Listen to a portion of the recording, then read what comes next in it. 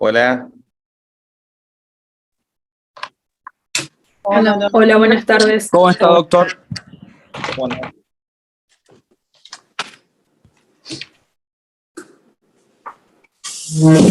doctor, ¿le puedo contar algo?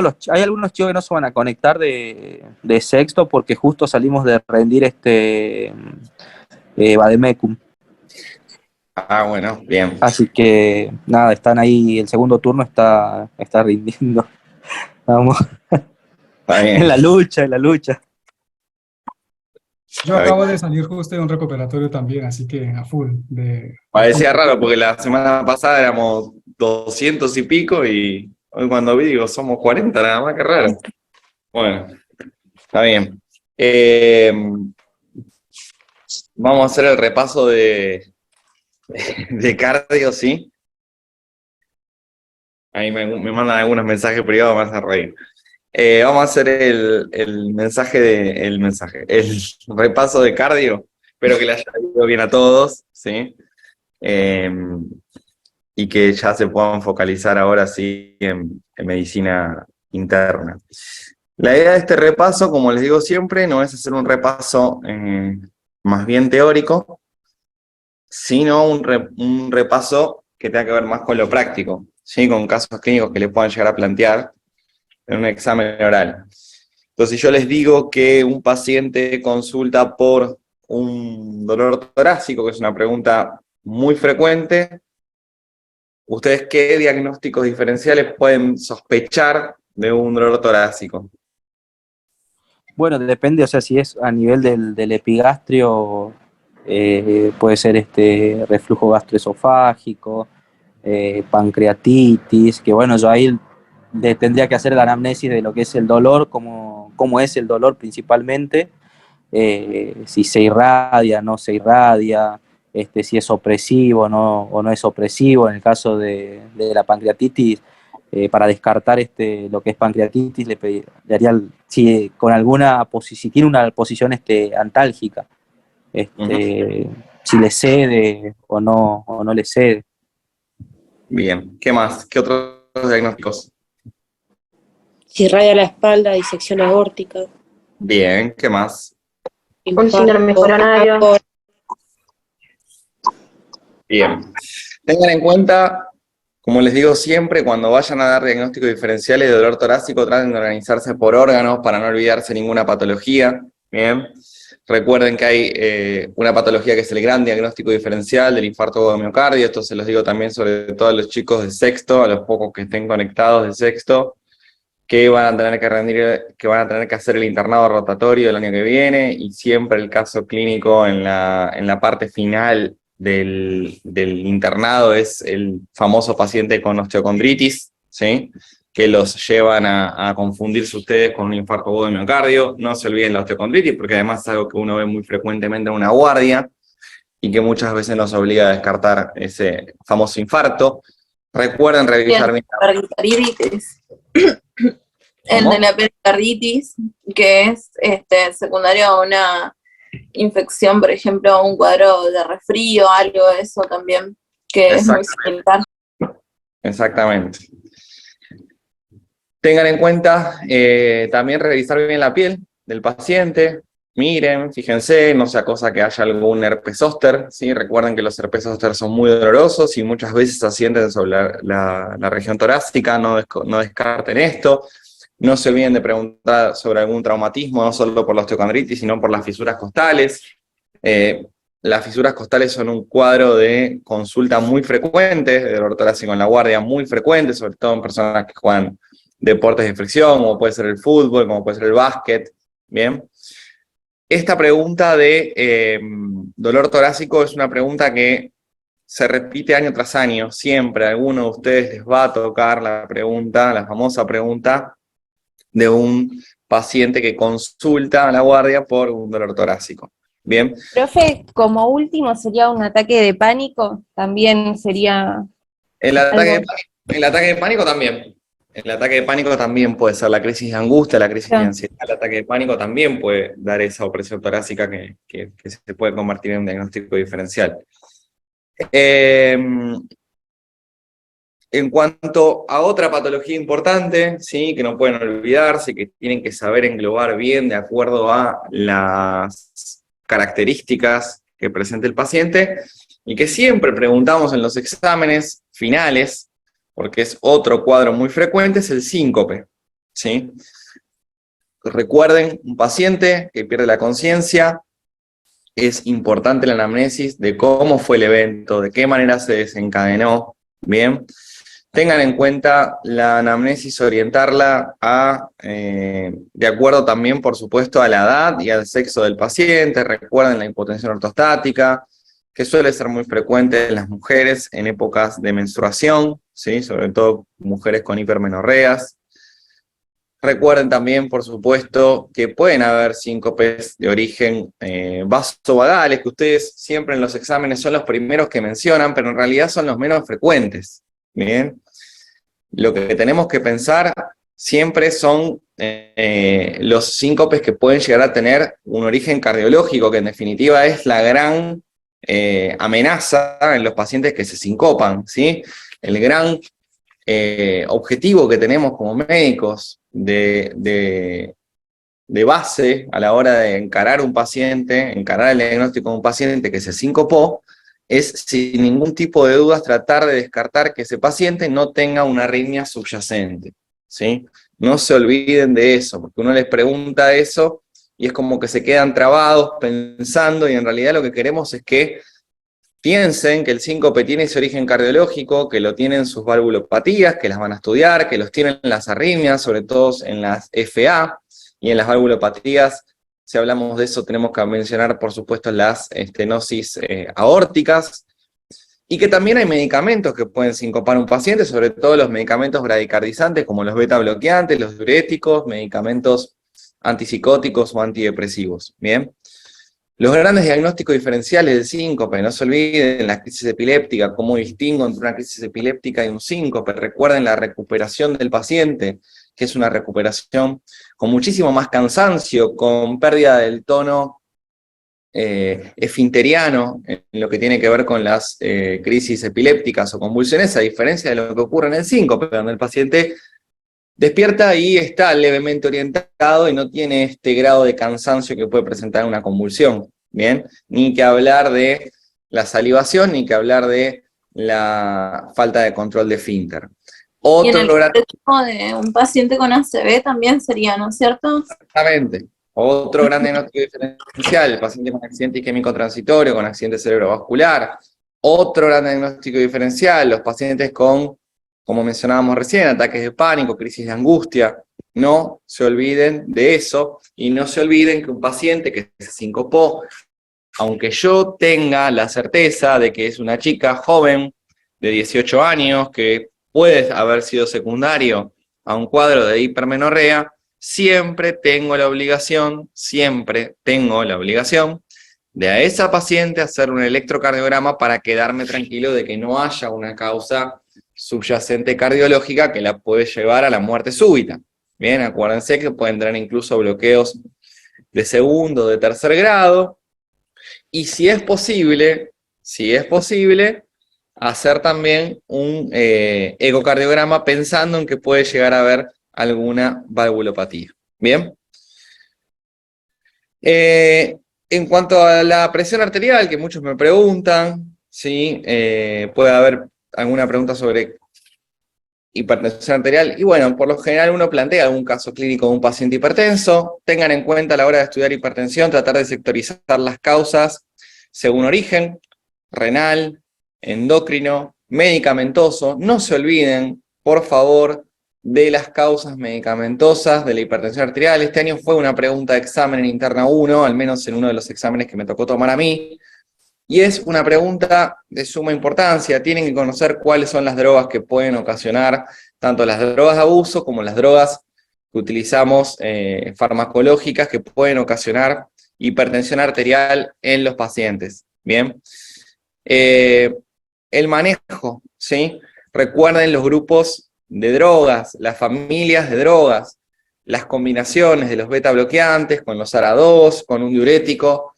Ese juego de combinación farmacológica lo tienen que manejar, lo tienen que conocer, ¿sí?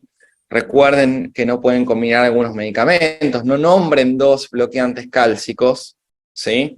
Ni tampoco nombren ni hablar 2 beta bloqueantes diferentes. Por favor, traten de en su cabeza ordenar bien cuáles son los beta bloqueantes, cuáles son los ARA2, cuáles son los fármacos diuréticos, dentro de los diuréticos, dónde actúa cada uno, qué eventos adversos tienen, sobre todo porque la espironolactona, recuerden, no la pueden asociar al enalapril, no es una buena idea. Entonces, eso les va a permitir resolver cualquier caso clínico que le pongan a ustedes delante de un paciente que de repente tiene un cuadro de hipertensión arterial. ¿Bien? Si ustedes van teniendo alguna duda sobre el tema que yo les estoy haciendo la reseña, me paran y me dicen. ¿Bien? Perdón, una pregunta. Lo que recién decías de la espironolactona con el enalapril es por la hipercalemia, por la posibilidad de hipercalemia. Exactamente, por la posibilidad y por la realidad de la hipercalemia, porque son 2 drogas que generan hipercalemia como un evento adverso que no es poco frecuente, todo lo contrario, es un evento adverso que uno puede ver con bastante asiduidad, sobre todo con la espironolactona.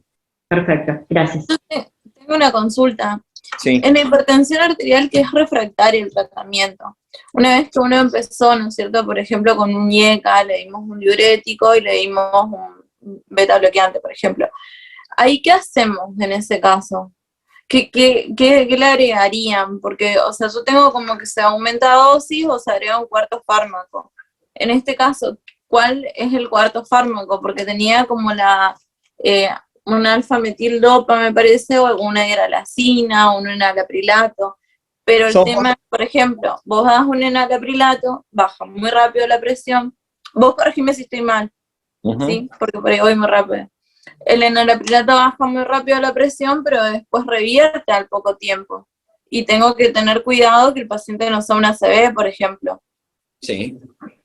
Bueno, primera cosa que te voy a contestar es, nosotros tenemos en medicina, en todas las áreas, guías, protocolos y algoritmos a los cuales solemos aferrarnos los médicos por una cuestión de seguridad y por una cuestión de practicidad y por una cuestión de aval científico, ¿sí? Para eso están hechos. Pero después también tenemos pacientes, ¿bien? Después tenemos pacientes con comorbilidades, pacientes con su edad, pacientes con su sexo, pacientes con sus antecedentes, ¿bien? Entonces, lo primero que te voy a contestar es que me planteaste un escenario bastante amplio, ¿bien? Hay que ver qué drogas está recibiendo, hay que ver en qué dosis está recibiendo esas drogas, hay que hablar de que, hay que ver secundario a qué es esa hipertensión arterial. Se supone o se estima que si los pacientes no responden a un triple tratamiento, una triple terapia antihipertensiva, es porque evidentemente hay alguna causa subyacente con un origen no claro, que todavía no pudimos descifrar, que no pudimos diagnosticar y que probablemente para poder mejorar esos valores tensionales debamos mejorar la causa. ¿Bien? Ahora, supongamos el escenario de que lo has estudiado al paciente, no le has encontrado nada, le has puesto triple terapia antihipertensiva y no mejora, el consejo es aumentar la dosis. ¿Bien? Aumentar la dosis, por supuesto con el consejo dietético y con el consejo deportivo, que ayuda también muchísimo a disminuir la resistencia periférica, para ver si de esa manera logramos arribar a valores un poco más cercanos a lo que nosotros queremos, a la normalidad. Por supuesto, habiendo hecho un mapa de 24 horas para ver en qué momentos ese paciente maneja esa hipertensión. El uso de la cuarta droga, y con esto cierro la respuesta que te doy. La verdad es que hoy en día se trata de evitar el uso de una cuarta droga y la verdad es que es poco. Es poca la evidencia que hay de pacientes refractarios a más de 3 tipos de drogas antihipertensivas con 3 mecanismos de acción diferentes. Pensá que el paciente puede tener de repente un bloqueante cálcico que puede ser el verapamilo y lo que podemos hacer es cambiarlo por el diltiazem. De repente el paciente puede estar con losartán y lo que podemos hacer es cambiarlo por enalapril. El paciente puede estar con hidroclorotiazida y lo que podemos hacer es cambiarlo por espironolactona y así podemos seguir jugando un montón. Tiene bisoprolol, le cambio por atenolol. Tengo muchos pasos previos a tener que recurrir a una cuarta droga, ¿sí? que además, la verdad es que en la práctica no se suele utilizar. Y Sí. otra pregunta en base a eso. Esto es el consultorio, ¿no es cierto? Paciente, por ejemplo, ¿cómo yo sé si elijo un un bloqueante cálcico que va a ser bradicardizante o taquicardizante? O sea, ¿qué riesgo o beneficio tiene cada uno? No, no hay un riesgo-beneficio en cuanto a al manejo de la hipertensión arterial. Son dos drogas que mostraron el mismo efecto, ¿sí? No hay diferencia en potencial de acción. Lo que habrá que ver básicamente es si el paciente tolera bien la medicación y no más que eso si presenta algún evento adverso secundario a la medicación. ¿Sí? No hay ningún trabajo que muestre que una es más efectiva que la otra. Gracias. Bueno, otro caso clínico muy frecuente que uno puede plantear es el caso clínico del famoso paciente internado con fiebre de origen desconocido. Un poco hablamos la semana pasada.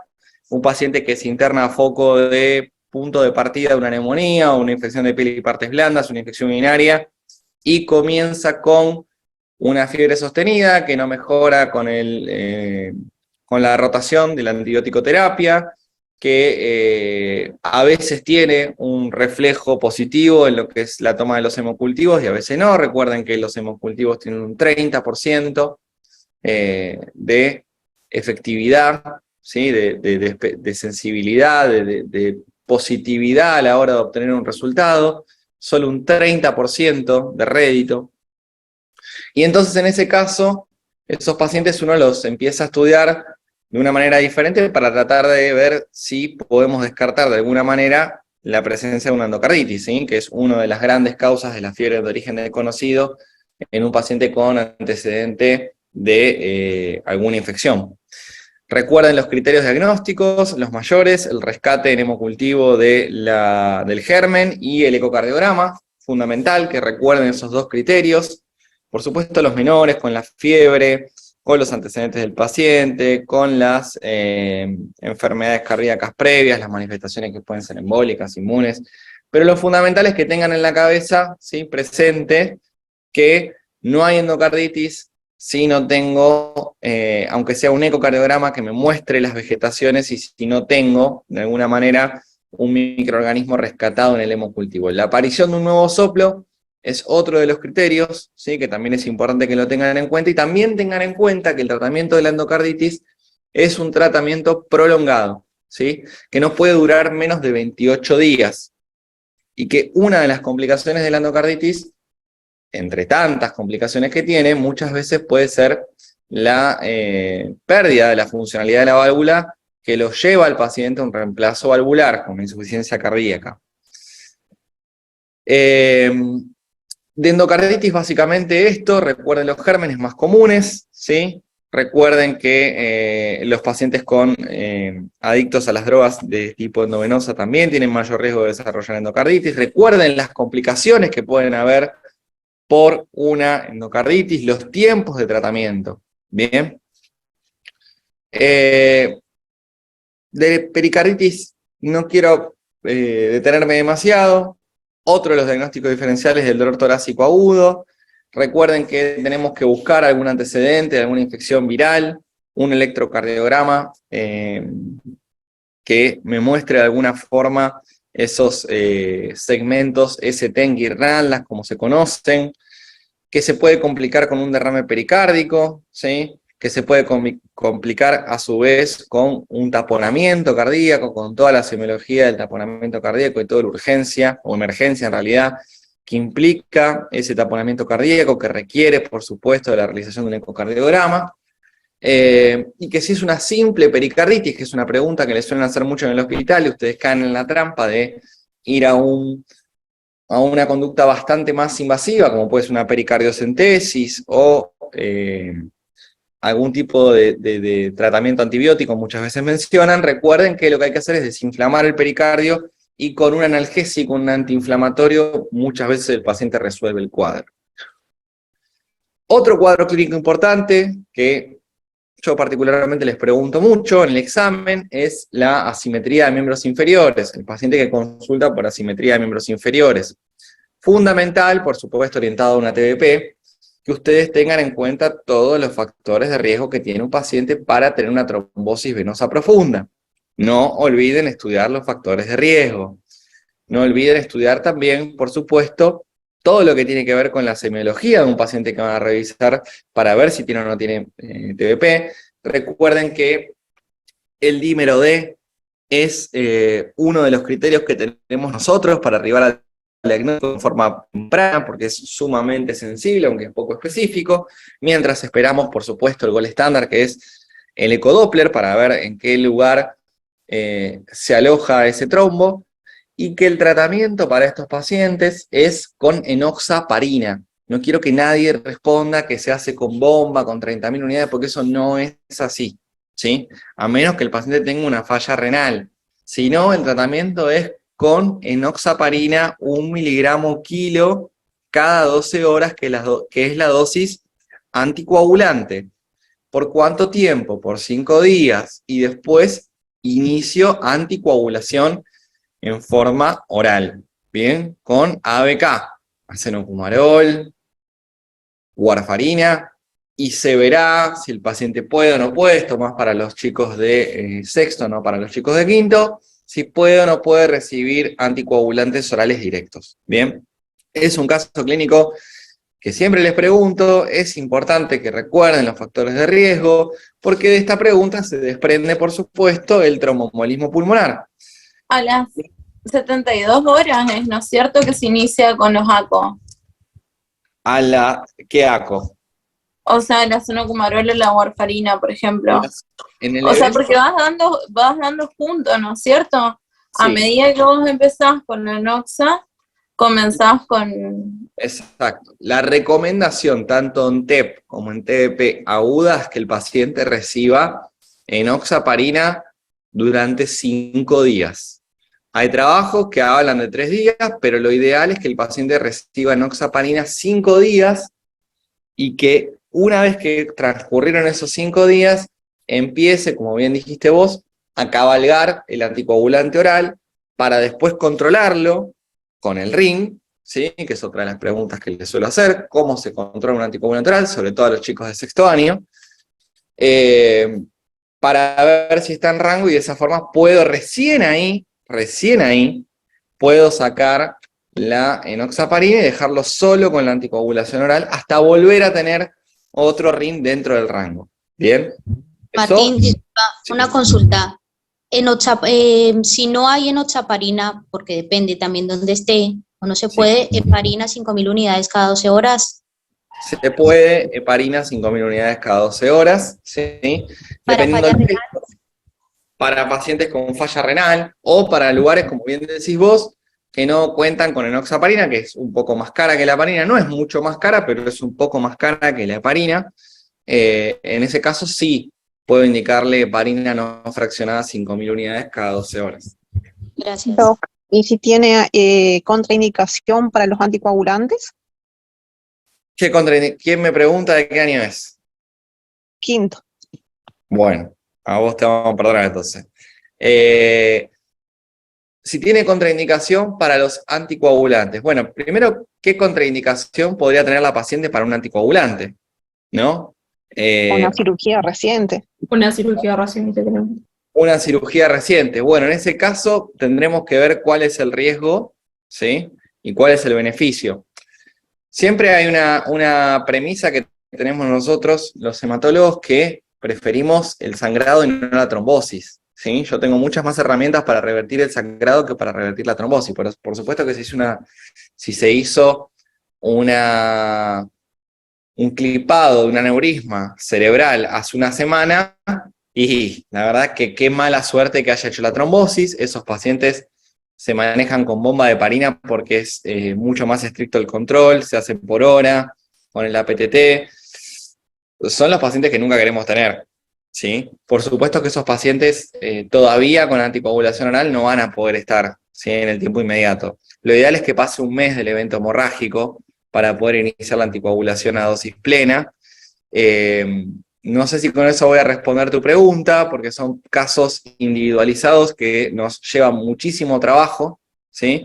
Para eso tenemos muchísimos scores que utilizamos tanto nosotros como los neurólogos, ¿bien? Y si es el caso de una cirugía que no es de origen central, una cirugía abdominal, lo mismo, veremos en ese caso cuáles son los riesgos de trombosis que tiene el paciente, cuáles son los riesgos de sangrado que tiene, y además, a dónde está alojado el trombo. ¿Sí? Fundamental. No es lo mismo una TBP distal que una TBP proximal, no es lo mismo un tromboembolismo pulmonar bilateral que un tromboembolismo pulmonar subsegmentario. Hay un montón de variantes, ¿sí? Nadie les va a preguntar con esa fineza el día del examen, quédense tranquilos, pero sí es una pregunta para saberlo, para sus vidas. Son pacientes muy, pero muy complicados para manejar la anticoagulación, ¿sí? En ese caso muchas veces podemos también recurrir al filtro, ¿sí? De vena cava, aunque estamos en una era donde nos estamos ya alejando un poco de los filtros de vena cava, puede ser una opción para este tipo de pacientes. Bien. ¿Puedo hacer una pregunta? Perdón, con respecto a esto. Por ejemplo, en un caso de una paciente que tenga una trombosis venosa profunda y que tenga que ser, digamos, anticoagulada inicialmente con enoxaparina y que tenga miomatosis múltiple y tenga metrorragias. Continuar con, en vez de, digamos, para no pasar por el anticoagulante oral por el tema de la vida media y demás, que es muy difícil revertirlo, continuar con, de alguna manera posteriormente con enoxaparina, ajustando la dosis porque tiene una vida media menor, ¿es factible? Bueno, ahí ya nos metimos, estamos en un repaso de mato, ¿no? De cardio, pero, a ver, si la paciente tiene un sangrado franco, si una metrorragia, no debería ni siquiera recibir la enoxaparina. Ni la enoxaparina, ni el acenocumarol, o la warfarina, o el abigatran, o el rivaroxaban, o el apixaban. Ningún método anticoagulante, ¿sí? Porque está con un sangrado activo. ¿Qué podemos hacer cuando resuelva ese sangrado activo? Sí, quizás la enoxaparina me da un poco más de margen para manejar al paciente, ¿sí? Pero vos pensás que la enoxaparina vale cada ampolla 10.000 pesos. Sí. Para estar anticoagulado, tiene que recibir 2 ampollas por día. Bien, y ahí vuelvo a lo mismo que les contesté recién. En lo que es anticoagulación, ¿sí? Casualmente yo vengo de 3 días a hacer un preceptorship que terminé hace 2 horas en la Fundación Favaloro. Me invitaron, la verdad que hablamos muchísimo de este tipo de casos, casualmente. Son pacientes que no podemos englobar, ¿sí? Son preguntas que no les puedo responder tan abiertamente, porque, de vuelta, lo que hay que hacer es individualizar los casos, ¿sí? Hay que ver cómo fue el sangrado, qué plan tienen de resolución de esos miomas, si es una paciente que está trombosada y tiene miomas, y si esos miomas se los van a sacar ahora, si los miomas van a hacer una cirugía programada, si se los van a sacar ahora, y bueno, le pondré anoxa, que sé que cuando la suspenda 24 horas antes de la cirugía, ya me alcanza el tiempo. En cambio, si le pongo el aceno, voy a tener que dejarla 3 días sin anticoagulación. Bueno, son complejos, ¿sí? Es un manejo artesanal, digamos, de cada paciente. La coagulación, la hemostasia y la trombosis es lo más artesanal que tiene la medicina, creo yo, ¿sí? Yo estoy sesgado, ¿no? Porque es mi especialidad. Pero dudo que haya algo tan artesanal, ¿sí? Y tan corrido de las guías, ¿sí? Que tenemos 1 millón de guías, pero que nos salimos muchísimo de ellas, como la anticoagulación. Porque tenemos muchísimos escenarios diferentes, muchísimos escenarios distintos. Entonces, es complicado dar una respuesta universal, ¿sí? No es tan sencillo. Son casos individualizados, y por lo general este tipo de casos que ustedes plantean, que los vemos, sí, obviamente los vemos, son casos que nosotros los hematólogos solemos llevar a Ateneos, ¿sí? Son decisiones que, como son tan complejas, siempre compartimos con algún colega, ¿sí? Y tratamos de hacer un manejo bastante interdisciplinario también con, en este caso, la ginecóloga, o si fue el caso que me pusieron antes de una cirugía de origen, no sé, del sistema nervioso central con el neurólogo o neurocirujano, si es de origen abdominal con el gastroenterólogo o el cirujano que lo operó, para que nos cuente a ver cuál es el riesgo de sangrado posterior a la cirugía, qué tipo de cirugía, no es lo mismo un cáncer de páncreas que una vesícula, ¿bien? No es lo mismo un cáncer geniturinario que se operó que un cáncer de pulmón, por ejemplo, ¿sí? Para que se den una idea, todo tiene un riesgo protrombótico diferente, todo tiene un riesgo promorrágico diferente. El uso de los DOACs, de los anticoagulantes orales directos nuevos, el rivaroxaban, el apixaban, la vigatran, tienen ajuste de dosis muy puntuales, depende del origen de la trombosis, están seleccionados explícitamente para algunas patologías, para algunas neoplasias, no para todas, no para todos los pacientes, no para todas las trombofilias, o sea, es muy fino, ¿sí? Es muy fino como para poder darles una respuesta tan global, tan general, ¿sí? Perfecto, gracias. Bertine, una consulta. Lo mismo pasa, por ejemplo, con un paciente que tiene un TEP, porque dice que los pacientes que tienen un TEP masivo Sí. tienen la indicación de hacer los trombolíticos, ¿no? Sí. Pero los pacientes que tienen contraindicaciones de trombolíticos, se dice que se puede hacer la embolectomía percutánea, Sí. bueno, pero no son todos los hospitales que hay un médico que pueda hacer ese procedimiento. En ese caso, tenemos que evaluar los riesgos y beneficios, ¿no? Por supuesto. Vos tiene un TEP masivo, lo primero que hago es anticoagularlo, ¿sí? Lo primero que hago. Le pongo la enoxaparina, si no tiene falla renal. Lo segundo que hago es hacer un score que tenemos nosotros, que es el score de PESI, que nadie se los va a preguntar a ustedes, que es ver si ese TEP es un TEP grave, de riesgo grave, si es de riesgo intermedio o de riesgo bajo, ¿sí? Que básicamente lo que va a evaluar es la inestabilidad hemodinámica del paciente. Si tiene un criterio de inestabilidad hemodinámica, para nosotros ya es grave y es criterio de trombolítico. Si tiene un ecocardiograma con dilatación del ventrículo derecho, es otro de los criterios. Son esos dos criterios básicamente los que nosotros miramos. Y en ese caso tiene indicación de trombolítico. Si tiene contraindicado el trombolítico porque tiene alguna coagulopatía, porque tuvo alguna cirugía reciente, porque tiene alguna neoplasia activa y una neoplasia prosangrante, se puede hacer la embolectomía, como bien dijiste vos, y como también bien dijiste, no es en todos los lugares donde tenemos personal capacitado para hacer una embolectomía. Cirujanos vasculares no son los que más abundan. En ese caso, habrá que anticoagular al paciente solamente y cruzar los dedos, ¿sí? Que le alcance con la enoxaparina. Ok, gracias. No tenemos opciones. Ese caso sí es un caso que te puedo responder de manera generalizada, digamos, ¿sí? Porque es una situación bastante frecuente, no solo porque el paciente tenga una contraindicación para un trombolítico, ¿sí? Que a los chicos de interna 2 las tienen que saber para el examen, de paso. No solo porque tenga una contraindicación para los trombolíticos, sino además porque hay muchos lugares donde no hay trombolíticos, y hay muchos lugares, ¿sí? El RTPA es una droga donde, como les decía, hay muchos lugares en los cuales todavía no están tan familiarizados, ¿sí? Tanto terapistas como cardiólogos, algunos son más modernos y se animan, y hay otros que le escapan a los trombolíticos, que le ponen la noxa o le ponen la bomba de heparina si tiene falla renal, y si no tiene noxa, y bueno, que vaya, ¿sí?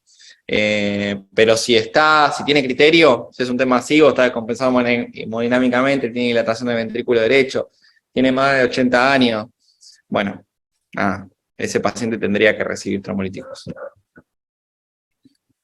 Bueno, después de este breve repaso cardiohematológico, que me vino bien después del curso que acabo de hacer en Favaloro, vuelvo a cardiología neta y exclusivamente, ¿sí?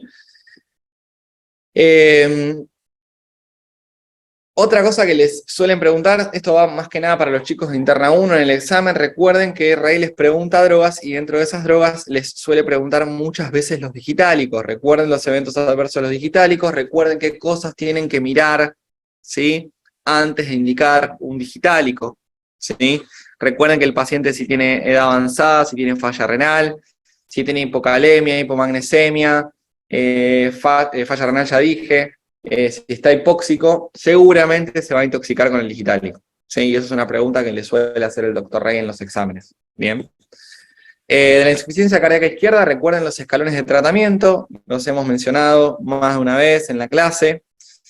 No voy a hablar mucho más de insuficiencia cardíaca izquierda. La fisiopatología de la insuficiencia cardíaca izquierda ya lo vieron en fisio, lo vieron en pato. Acá la idea es que ustedes sepan manejar al paciente, que sepan que lo que van a ir a buscar es una fracción de eyección disminuida en el ecocardiograma, con todas las complicaciones que puede tener un paciente con insuficiencia cardíaca, por supuesto que sepan el manejo del paciente con insuficiencia cardíaca descompensada.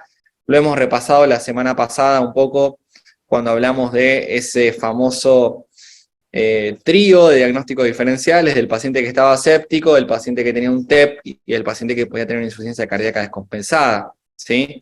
Que comparten muchas características clínicas y que muchas veces uno tiene que agudizar el ingenio, agudizar el ojo para tratar de llegar al diagnóstico y no confundirse. Otra pregunta muy frecuente, por una cuestión lógica y que es una patología muy, pero muy frecuente, es la fibrilación auricular. Por favor, no pueden contestar que no saben las causas por las cuales un paciente puede fibrilarse, ¿sí?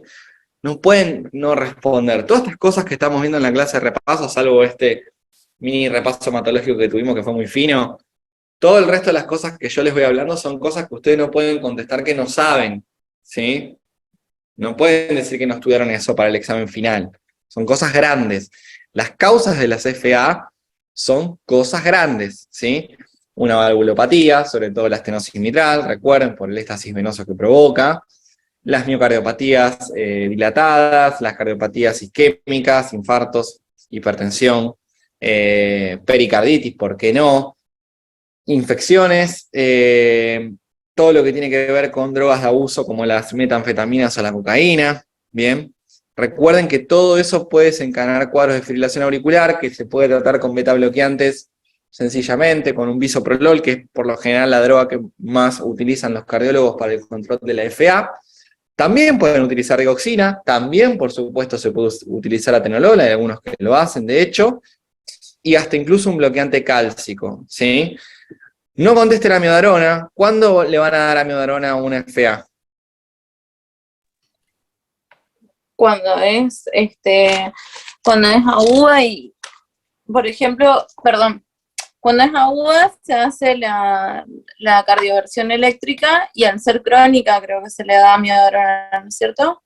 Cuando tenés una FA crónica. La amiodarona la podemos utilizar cuando el paciente hace crisis paroxísticas de FA estando medicado con el beta bloqueante o la digoxina, ¿sí? Ahí podemos echar mano a la amiodarona, que recuerden es una droga con infinidad, ya lo habrán visto, en vademecum, en terapéutica, en fármaco, en todas las similares, de eventos adversos, ¿sí? Y eventos adversos graves. Entonces, antes de echar mano a la amiodarona, tratamos de controlar al paciente con un beta bloqueante y con una digoxina. ¿Estamos? Bien. Martín, consulta. Sí. ¿Miocardiopatías? Preguntan. Es una pregunta que puede aparecer a los chicos de Interna 1 el día del examen escrito, no es una pregunta tanto del examen oral. Está bien. Las drogas en cardiología, por lo general, las preguntamos mucho, ¿sí? Sobre todo el doctor Rey les pregunta muchas drogas, le digo a los chicos de Interna 1 que van a rendir un examen escrito, ojo con no estudiar drogas, ¿sí? Estudien las drogas, por favor. Pregunta sobre la fibrilación auricular, si va a desarrollar este tema antes. Dos cosas. Sí. Si la fibrilación auricular está descompensada hemodinámicamente, se revierte con 100 joules hasta que digamos, recobre un ritmo sinusal. Pero entendía que antes se tiene que ver si el paciente es hipertiroideo o está haciendo, bueno, porque si es hipertiroideo se le tiene que manejar solo con beta bloqueantes y no se hace cardioversión. Esto tiene algunas excepciones para todos. En realidad lo que yo tengo es pacientes jóvenes, se les hace cardioversión eléctrica, que sea primer episodio, o pacientes que sean refractarios a la fibrilación auricular y empezaron con el episodio y asisten a la guardia antes de las 48 horas. Así se cardiovierte, si no, no. Y solamente iniciaba, perdóname que te hago el cierre así como para... Y después solamente se le iniciaba digital y cosatenolol y verapamilo a pacientes cuando se lograba hacer el ecocardio y se le medía la aurícula y era mayor a 5 centímetros. Bien. ¿Terminaste? Sí, gracias. Lo de la cardioversión eléctrica, ¿sí? Vamos a los fines prácticos. Es para los pacientes del segundo grupo que vos mencionaste, ¿sí? Pacientes que son refractarios al tratamiento farmacológico de la FA. No se suele cardiovertir a un paciente a menos que esté hemodinámicamente descompensado cuando llega a la guardia, ¿sí? No es la elección la cardioversión eléctrica, ¿bien? Y el tema del hipertiroidismo y la contraindicación para la cardioversión eléctrica está bastante discutido, ¿sí? Está bastante discutido. Yo quiero que ustedes sepan responder que a un paciente lo pueden cardiovertir farmacológica y eléctricamente, por supuesto, pero que primero vamos a intentar cardiovertirlo farmacológicamente, ¿sí? Si ese paciente yo no lo logro llevar una frecuencia cardíaca normal, bueno, tengo la cardioversión eléctrica como una alternativa, ¿bien? Por supuesto que sí está muy bien el ecocardiograma, por supuesto que hay que medir la dilatación de la aurícula izquierda y tratar de ver también la funcionalidad de la válvula mitral, pero lo más importante es que tengan en cuenta que primero intentamos la cardioversión farmacológica, ¿sí? Ok, disculpa. Entre el libro del doctor Rey dice que se pueden usar 5. Él menciona la quinidina, la propafenona, el ibutilide, la miodarona o el Bernacalán. La pregunta es, ¿o cada uno o hay o se usa alguno junto con otro? No, uno solo. Ok. Hoy en día el que más se utiliza es la miodarona, el Bernacalán, que es la... Ay, se me fue el nombre de la droga. Bueno, el Bernacalán, que es el nombre comercial, ya no me voy a acordar el nombre de la droga, es la otra que se utiliza mucho para FA, ¿sí? Perdóname, la otra consulta que te iba a hacer es el tiempo en el que se espera, si por ejemplo el paciente no lo puedo cardiovertir y dice que si pasaron 48 horas de la FBA persiste y tiene una durabilidad desconocida, hago una profilaxis antitrombótica, doy por 3 a 4 semanas antes y después de la cardioversión. ¿Cómo es ese tema? Yo te diría que si el paciente tiene una FA, hay que hacer una profilaxis antitrombótica apenas entra, ¿sí? Eso quizás queda un poco desfasado, y eso es una crítica a mí mismo, porque el doctor Rey me pidió que yo le haga la revisión de todo lo que tenía que ver con hemato en el libro, y por una cuestión de tiempo todavía no lo he podido hacer, pero sí me tomo el trabajo de cuando les doy las clases y veo cosas como la enoxaparina y la parina no fraccionada, decírselos como para que ustedes lo incorporen de forma correcta. Yo tengo un paciente que se está internando por una FA aguda o crónica, tiene que estar con mínimamente tromboprofilaxis. Después, cuando el hematólogo y el cardiólogo lo vean, después de que el clínico lo recibió, lo cardiovertió o no, le puso la digoxina o no, le puso el bisoprolol o no, eligió la miodarona, lo que sea, veremos si esa dosis de profilaxis antitrombótica se convierte en una dosis anticoagulante. Bien, pero de mínima, tiene que estar con profilaxis el tiempo que dure la internación, y por supuesto que si se cardiovertió, va probablemente a quedar anticoagulado, no va a quedar con profilaxis. ¿Sí? La puedo hacer con Una pregunta con respecto a la FA.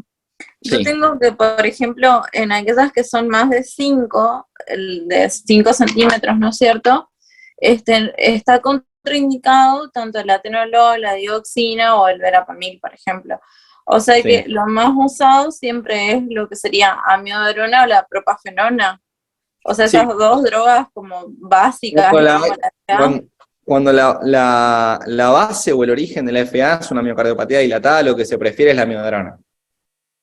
Ajá.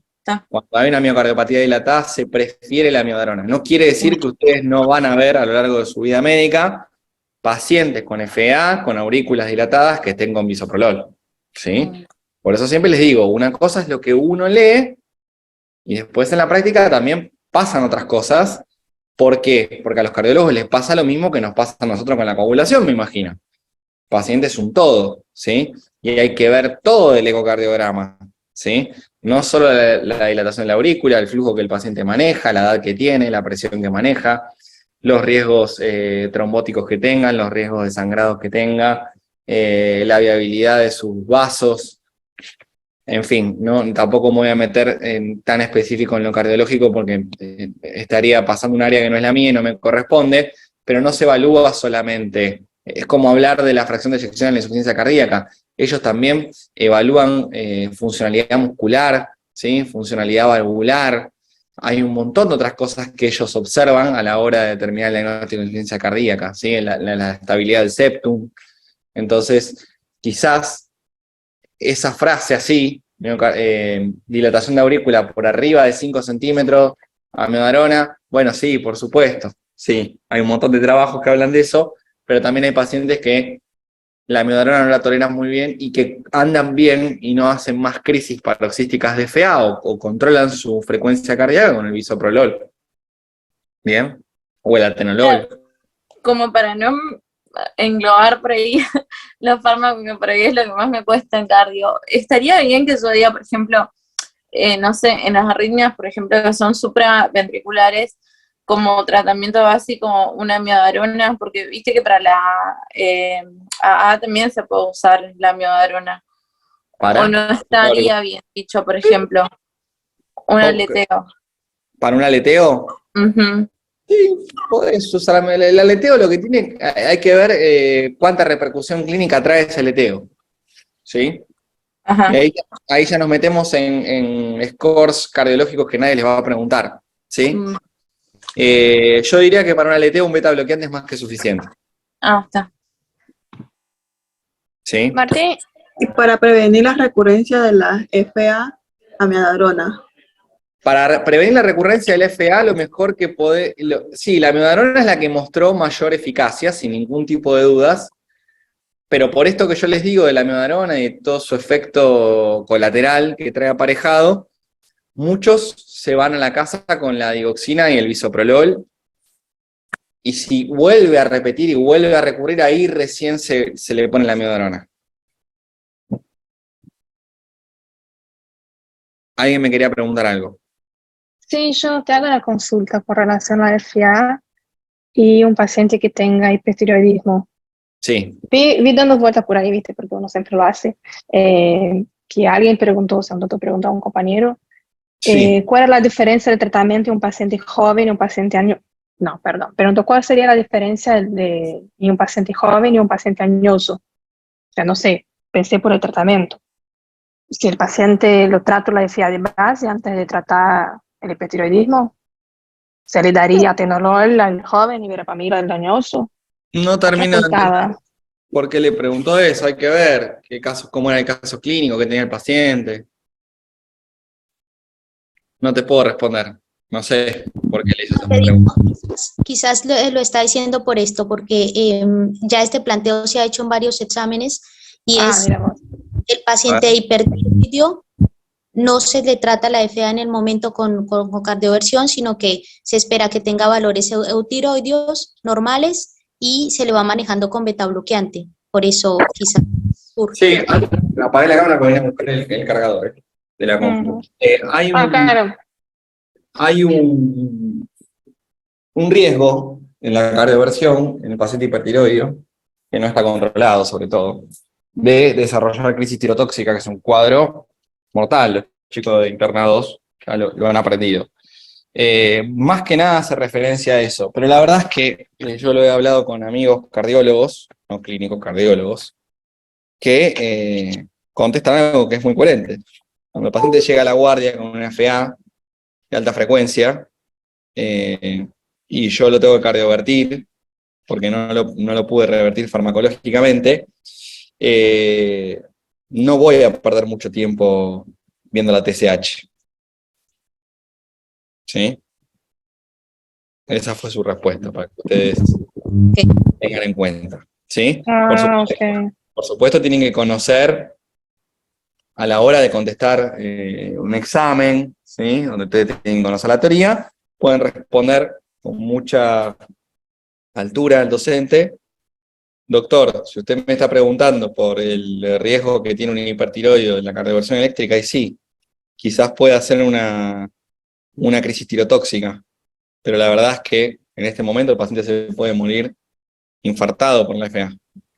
¿Sí? Se puede chocar, puede hacer un shock cardiogénico. Entonces, trataré, por supuesto, de ver si era o no era hipertiroideo, trataré de ver qué frecuencia maneja esa FA, si es una FA crónica, si es un FA controlado o no, pero lo que prima es la urgencia, como yo les decía recién, cuando ustedes me hablaban de qué hago con el paciente que está sangrando, pero que a su vez tiene una trombosis activa. Bueno, ¿dónde tiene la trombosis? ¿La tiene en el gemelo o la tiene en el pulmón? ¿No es lo Martín, mismo? me quedó picando. Igual, digamos que no esté al punto de cardiovertir. ¿Lo trato igual como base? ¿Le daría atenolol verapamilo y sigo para el hipertiroidismo? El verapamilo, y no hay que olvidarse que el hipertiroidismo muchas veces conlleva a la fibrilación auricular. Entonces ese paciente, lo que hay que hacer, sobre todo esto para los chicos internados, que ya lo aprendieron, es estudiar el eje tiroideo. No sea cosa que esté haciendo las crisis de FA porque es un hipertiroideo mal controlado. Porque tiene una TSH de 1 y una T4 de 30. Claro, a eso llevo. O sea, trato ya el hipertiroidismo o doy un atenolol verapamilo para la FA y voy para el hipertiroidismo. Ah, tu pregunta es ¿qué está primero? ¿Si el huevo o la gallina? Bueno. Exactamente. Bueno, ahí tendremos que... Lo primero que vas a hacer, el atenolol y el verapamilo o el bisoprolol y la digoxina o solo el bisoprolol, se lo vas a poner igual porque la FA la hizo. ¿Sí? Dale, y ahí voy para el diagnóstico Y de después tenés que hipertiroidismo. estudiar el hipertiroidismo. ¿Sí? Ok. Y después vos encontrás que era un paciente hipertiroideo, que nunca se controló, que no se conocía hipertiroideo, y vos, después de haberle hecho el Holter de 24 horas, de ver cómo se comportaba su FA, de haber hecho todos los estudios cardiológicos, ecocardiograma y demás, lográs controlar ese hipertiroidismo, le diste el metimazol y lo controlaste. Bueno, ahí recién ahí te vas a poder plantear si está justificado o no el bisoprolol, porque decís quizás voy a ver qué pasa. Si ahora que controlar el hipertiroidismo hace o no hace crisis de FA, bueno, igual esa decisión la va a tomar el cardiólogo. Dale, gracias. ¿Sí? ¿Se entendió? Sí, perfecto. Urgencia y emergencia hipertensiva, pregunta de examen, recontra, paciente que llega a la guardia con cuadro hipertensivo. Bueno, sepan básicamente cuáles son las red flags, ¿sí?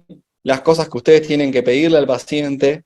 No se olviden del laboratorio, no se olviden del electro, no se olviden de una tomografía de encéfalo, no se olviden de distinguir entre una urgencia y una emergencia hipertensiva. ¿Bien? Por favor, recuerden el famoso daño de órgano blanco. No cometan el error que siempre les quieren hacer pisar el palito en el hospital de bajar la TA como locos en un ACV isquémico les ponen el caso clínico y les dice que el señor tenía 240, 130 y ustedes se exacerban para ir a bajar esa TA, tranquilos, ¿sí? No cometan ese error. Recuerden que el cerebro se acostumbró a esa hipoperfusión y que si yo hipoperfundo aún más, poniendo un antihipertensivo de una manera intensiva, lo más probable que aumente la sombra, el área de penumbra, ¿sí? En la sombra de la ACV. Por favor, ¿sí? No se equivoquen con eso. Recuerden que hay drogas titulables, por supuesto, que son el nitroprusato de sodio y la nitroglicerina. Usamos más la nitroglicerina. Del paciente chocado hablamos un poco la semana pasada, así que no voy a volver a repetirlo. Recuerden los criterios del Quick SOFA, recuerden los grandes diagnósticos diferenciales. Si el caso clínico parte de un paciente que está infectado y el paciente se complica, lo más probable es que los estén llevando para el lado del shock séptico, ¿sí? Piensen en el shock séptico. ¿Se puede complicar? Por supuesto, puede hacer un TEP, claro. ¿Puede hacer una insuficiencia cardíaca descompensada? Claro. Pero piensen en el shock séptico, recuerden la expansión, recuerden que lo ideal es hasta 3 litros, que si después de 3 litros no responde, tenemos que pasar a también drogas titulables, vasoconstrictoras, vasoactivas, inotrópicos positivos. Y todo el manejo del shock les diría que llega hasta ahí, no mucho más que eso. El lío de esa pregunta está en que ustedes puedan, en ese paciente del caso clínico que puse la semana pasada, razonar, ¿sí? Y llegar a los grandes diagnósticos diferenciales. ¿Bien? Que uno de ellos será la insuficiencia cardíaca descompensada. Si les plantean un paciente que está con disnea, que está desaturando, que deterioró el sensorio, que los llaman a ustedes para que lo vayan a revisar, pregunten los datos que no les están dando, ¿sí? Por ejemplo, si no les hablaron de cómo estaban los miembros inferiores, pregunten, porque no es lo mismo que tenga edemas en miembros inferiores que no los tenga, ¿sí? No es lo mismo que tenga crepitantes bilaterales que no los tenga. No es lo mismo que tenga una simetría de miembro inferior que no la tenga, porque ahí ya tengo un punto de partida para un TEP. ¿Bien? No es lo mismo que tenga fiebre que no la tenga. ¿Se entiende? Las preguntas que ustedes pueden hacer, sobre todo cuando estamos hablando de un examen oral, donde se les ponen casos clínicos, en esas preguntas que ustedes pueden hacer, van a encontrar las mejores respuestas, ¿sí? Se van a acercar al diagnóstico. Y si ustedes saben preguntar, nosotros nos damos cuenta que están orientados y probablemente esa pregunta ya la hayan contestado bien, ¿sí? El manejo, si es hipertensivo o si es hipotensivo, esa insuficiencia cardíaca descompensada, las drogas que pueden utilizar. Recuerden del taponamiento cardíaco, que en ese caso hay que hacer un drenaje, ¿sí? Sí o sí un drenaje quirúrgico, no tenemos muchas más opciones. Y lo último, ¿sí? O dentro de lo último, entrando en la recta final, el síndrome coronario agudo, que es la gran pregunta. ¿Qué diferencia hay? ¿Sí? No voy a volver a repasar el tema que lo hemos repasado hasta el hartazgo, entre un paciente que tiene un infarto agudo de miocardio con un paciente que tiene una angina inestable en cuanto al tratamiento. ¿Cuál es la gran diferencia? Además de que tienen que conocer todas las definiciones de angina inestable, del primer episodio, del cuadro de angina reciente comienzo, todas las definiciones que ustedes ya saben. ¿Cuál es la diferencia en el tratamiento? O mejor dicho, para ser ordenado, ¿cuál es la diferencia fisiopatológica entre una y otra? Porque uno tiene obstrucción parcial y otro tiene obstrucción total. Perfecto. Exactamente.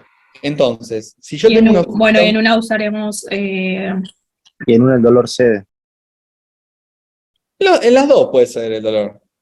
En uno usaremos que por ahí va la respuesta, a ver. Yo creo que tiene que ver por ahí con el riesgo entre una angina, por ejemplo, y un ANGOR, la isquemia o el daño que pueda producirse a nivel cardíaco, porque la isquemia no se revierte. Y entonces, eso no hay vuelta atrás. ¿Cuál es la diferencia en el tratamiento? Y la aplicación del trombolítico, de la streptokinasa. Heparina, sí, y el otro va, o sea, uno se usa urgentemente y el otro no, el otro se va a hacer angioplastía, un stent, un bypass. Bien, las dos respondieron bien. O Sí, sea, lo que pasa es que para actuar entre uno tengo que actuar de manera aguda, rápido, ¿ya? Y la otra yo tengo hasta 48, 72 horas para instaurar el tratamiento. En el caso de que sea una angioplastía, por ejemplo. Bien, Obvio que vamos. Claro, Bien. pero en la angina, por ejemplo, tenés un tiempo de ventana de 48, 72 horas, pero cuando pasa ese tiempo hay mayor riesgo de la trombosis, entonces se tiene que iniciar antes de eso. Claro, por eso, en cuanto se descompense, pero la clínica va a ser diferente. Si el paciente está con un infarto de miocardio, con un supra, va a tener otra clínica. No va a tener la Sí, clínica pero con mientras el dolor que se le da no se le da fibrinolítico mientras que bien venga y ponen a la angina inestable que tiene los 72 horas, se le pasa igual un poco de fibrinolítico mientras que le hacen el stent, ¿no?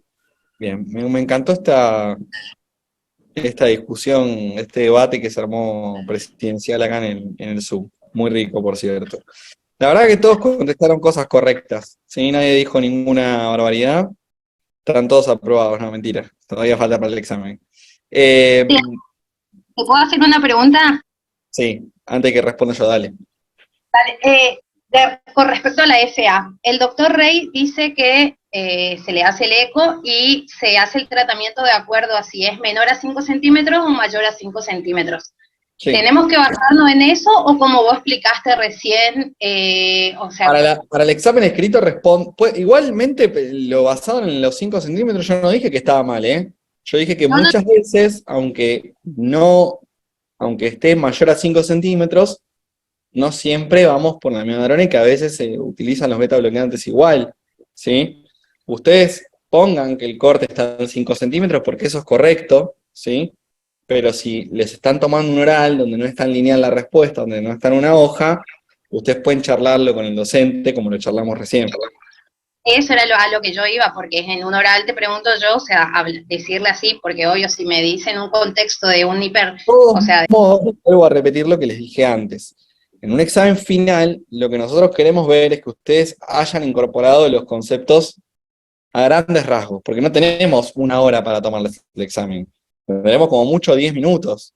Entonces, no creo, a menos que vengan patinando en el examen, que vayan a hacer preguntas tan finas. Simplemente que hayan entendido qué se hace con FA, sí, que hay un corte, que hay que ver si la aurícula está dilatada o no, de qué manera la van a estudiar y demás.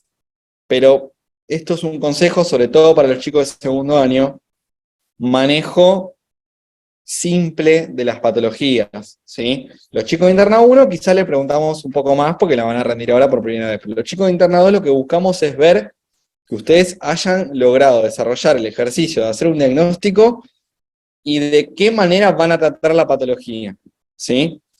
Para las salvedades, los detalles y demás, están los especialistas en muchas ocasiones, ¿sí? Entonces la idea es que ustedes puedan resolver lo grande. ¿Por qué digo esto? Porque si ustedes van a estudiar con ese nivel de detalle, no van a llegar, ¿sí? No sé si Low Reina es de primero o de segundo, ¿sí? ¿De segundo? ¿De segundo? Sí, de segundo. Bien. Porque tienen muchas cosas para estudiar, ¿sí? Entonces, si pueden, por supuesto, si lo pueden llevar a ese nivel de detalle, buenísimo, mejor. Pero mi consejo, ¿sí? Es que sepan manejar, ¿sí? Las enfermedades de primer año de neumocardio y gastro, que estén ubicados y que no respondan que le van a dar, por supuesto, sulfalacina a un Helicobacter pylori, ¿no? Más vale, ni antibiótico a una colitis ulcerosa. Pero lo grande, ¿sí? Lo grande. No se vuelvan tan locos, porque no les va a alcanzar el tiempo. Ok, gracias. Bien, entonces, para responder la pregunta y ya ir terminando, a un infarto, como bien dijeron ustedes, el área que tengo que reperfundir es total, sí, la obstrucción es total. Entonces, una de las opciones que tengo es la angioplastía, que hoy en día es la opción número 1, acá y en todos lados, ¿sí? El tema es que, por supuesto, alguno me va a decir, doctor, yo vivo en el interior, no hay angioplastía, o vivo en Gran Buenos Aires, no hay angioplastía. En ese caso, como ustedes saben, tenemos un tiempo para poder iniciar los trombolíticos. El RTPA es el que más se utiliza por sobre la streptokinasa, ¿sí? Hoy en día se usa mucho más RTPA que streptokinasa, y a ese paciente le van a agregar toda la batería de fármacos que ya hemos visto a lo largo del año. La gran diferencia con el paciente que tiene la angina inestable es que la obstrucción en la angina inestable es parcial, ¿sí? Entonces, lo que voy a buscar es que esa oclusión parcial no siga avanzando. ¿Y de qué manera puedo lograr esto? Bueno, por supuesto puedo hacer una angioplastía también, si el cirujano cardiovascular o si el cardiólogo que evalúa al paciente cree que esa área de hipoperfusión puede extenderse y puede convertirse en un infarto agudo, también es pasible de angioplastía. Y lo que va a tener que tener ese paciente, sin ningún tipo de duda, es la anticoagulación, ¿sí? Buscando evitar una trombosis adyacente a esa hipoperfusión, a esa oclusión del flujo sanguíneo. ¿Estamos? Esa es la gran diferencia entre un paciente y otro. ¿Eso quiere decir que un paciente que se infartó no se anticoagula? No, por supuesto que no, también se puede anticoagular y seguramente va a tener criterio de anticoagulación. Lo que yo estoy diciendo es que en el agudo, ¿sí? En el agudo tienen este manejo diferencial. ¿Bien? Martín, la anticoagulación en el paciente infartado entiendo que es después de la reperfusión. Exactamente. Porque si yo cometo el error de que llega un paciente a la guardia, yo interpreto un infarto, ¿sí? Me equivoco. Interpreto un infarto y en realidad no lo era. Perdón, no interpreto y lo era. Eso quise decir. No interpreto un infarto y lo era. Me lo como, no me doy cuenta. Digo, no, esto es una angina inestable, un dolor de pecho, hasta que lo vea el cardiólogo, lo dejo anticoagulado por las dudas. Y resulta que viene un compañero y ve que el paciente está infartado, que tiene un supra que yo no vi, en D2, D3 y ABF, y está en tiempo de trombolíticos. Y yo lo anticoagulé.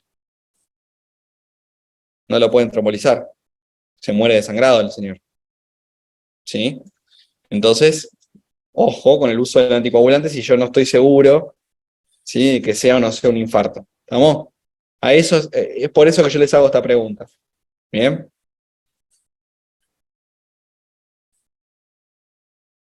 Bueno. ¿Algo que me quieran preguntar? Doctor, ¿neuro entra también para el final de Internal 2? No, cada año es un mundo. Déjame que le pregunte al doctor Rey. Yo tengo una consulta. Si alguno ya le preguntó y sabe la respuesta para la compañera, bienvenido. Sí, decime. Hola Martín, ¿cómo estás? Quería consultarte si van a tomar electros o no en Interna 1. ¿En el examen escrito? Sí. No, Bueno, gracias. Internal 2, tampoco. tampoco. Tengo una pregunta. Estamos grabando, Martín. No me graben. A ver, No. sí. Nunca se tomó un electrocardiograma en ningún final, ni interna 2 ni interna 1. Ahora cuando pregunten al neuro vuelvo a preguntar por las dudas, pero nunca se tomó. Sí. Martín, ¿el final es escrito y oral de Interna 1? En interna 1 sí. Yo tengo el calendario del año pasado. Es el 5 de diciembre el final. No sé la fecha, pero sé que era después del 1 de diciembre, pero no me acuerdo. Sí, de interna 1 es el respondo a 5 eso. y de interna 2 es a partir del 12. Ya están las inscripciones, Bien, ya perfecto. subieron. Una pregunta, para Interna 2, la parte de neuro, más allá de ACV, Parkinson, meningitis, Guillain-Barré, ¿alguna otra patología importante de neuro? Miastenia gravis, demencia. Ajá. Y ahí, Ahí, síndrome convulsivo, epilepsia. No, más que eso. Epilepsia, pero pares craneales y todo eso, porque No. si tengo que ver eso me muero. Síndromes alternos. Síndromes alternos que tienen nombre propios. Sí, No claro. crees que- No, ahora hablando en serio, el examen de interna 2, yo no recuerdo, hay años que nos mandan un mail y nos dicen que tomemos neuro, y hay años que nos dicen que no sé qué nos dirán este año, pero el último año creo que no preguntamos neuro para interna 2. Para interna 1, Martín. Para interna 1 sí, a veces se pregunta neuro. Depende del docente, pero yo la verdad, les soy sincero y quizá van a tener una ventaja, no soy muy quisquilloso con neuro si les tomo el oral. Esto es muy personal, pero creo que ustedes tienen la rotación de neuro. Y me parece que ya están evaluados en esa rotación. Y no le encuentro tanto sentido volver a preguntarles, ¿sí? Si les pregunto algo muy grosero, como por qué un paciente puede convulsionar, o qué sé yo, algo muy grosero, ¿sí? Claro, algunos docentes como que preguntan, no sé, ACV o, bueno, medias tiene graves, claro. Meningitis, la meningitis se la preguntan relacionado a FA. ¿Quién, yo? No, otros profesores. Les iba a decir que se pasaron mal las preguntas, pero yo sé que todos los años se pasan las preguntas que hacemos nosotros los docentes. Mirá que Bertini pregunta esto, mirá que fulano pregunta esto. Pero esas se las pasaron mal, yo no pregunto. Pero bueno, nada.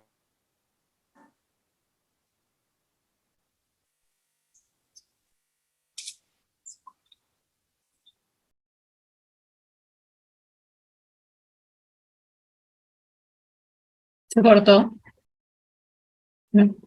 Sí, Se parece. cortó.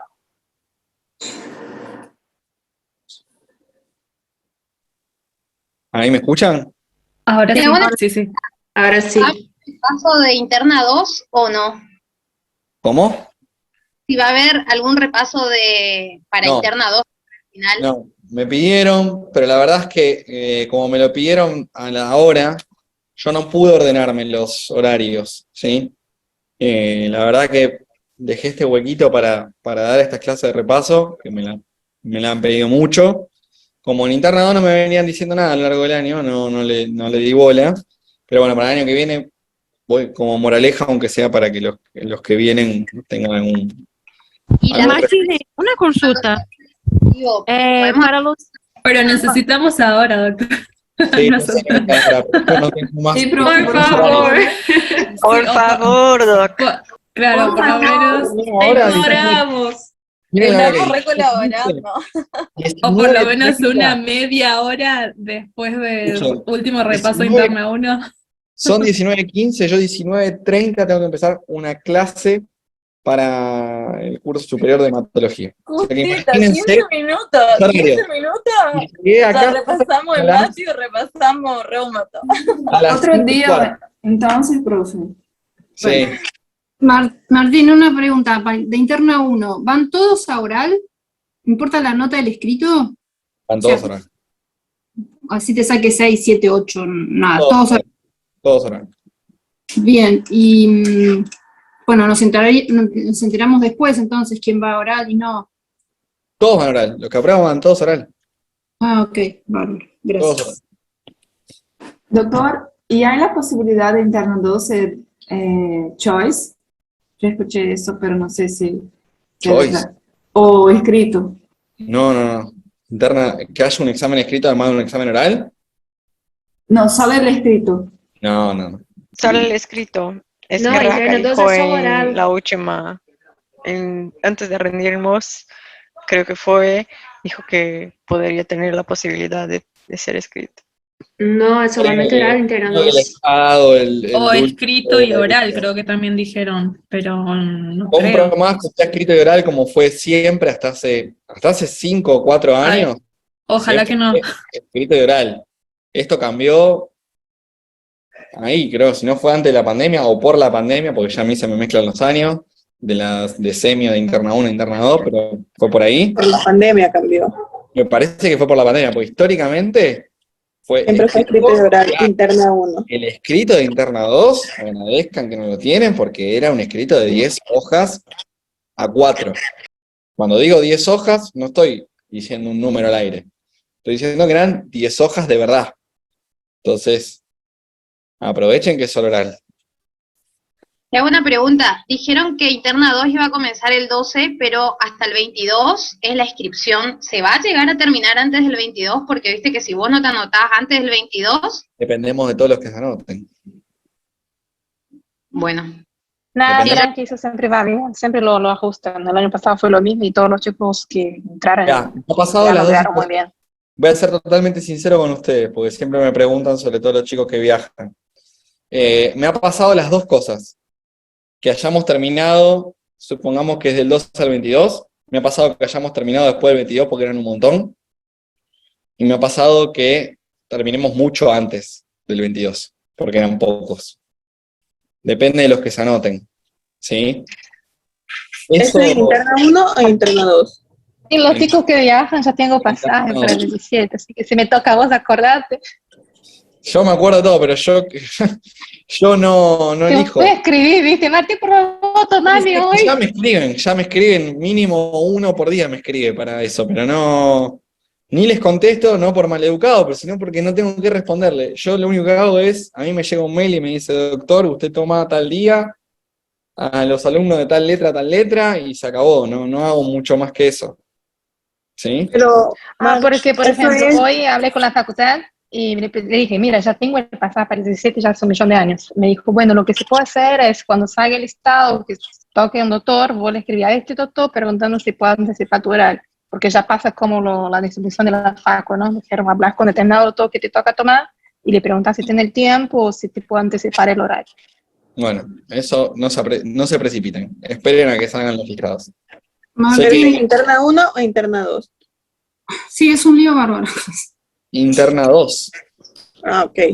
Martín, interna 1, 5 Sí. escrito y el oral, ¿qué día va a ser? Porque no tenemos información en el campus, en ningún lado. O sea. Nunca No, se va a saber, te lo dicen un día antes, un ratito. el escrito es el 5, ese día les diremos seguramente, yo voy a igual intentar averiguarles esto, ¿sí?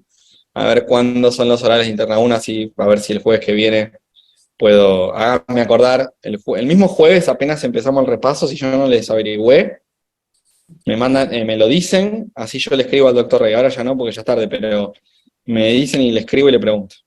A ver Dale, si le gracias. puedo ya antes. Para pedir en el trabajo el día, porque se complica. Dale. Perdón, algo que no me quedó claro. El oral de interna 2, los listados salen previo al 12 y ahí se reparten, digamos, por mail nos informan qué día nos toca y en qué lugar. ¿Tiene idea de eso? Ah, perfecto, gracias. No, antes, un par de días antes te dice Bueno, dónde sí. rendir. Por supuesto, sí, no te van a avisar el mismo día, un poco antes. Perfecto, gracias. Bueno, chicos, chicas. Gracias, Martín.